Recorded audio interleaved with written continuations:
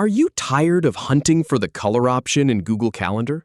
Learn to change an event color in under 30 seconds. I'll walk you through the exact steps. Open the event, edit it, pick a color, and save. Let's start. Start by clicking on the event you want to change.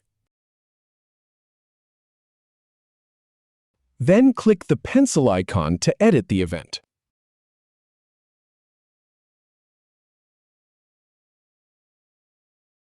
Scroll down to find the Color drop-down menu and click it.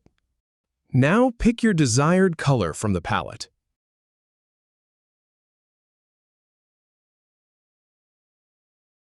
Finally, click Save to apply the change.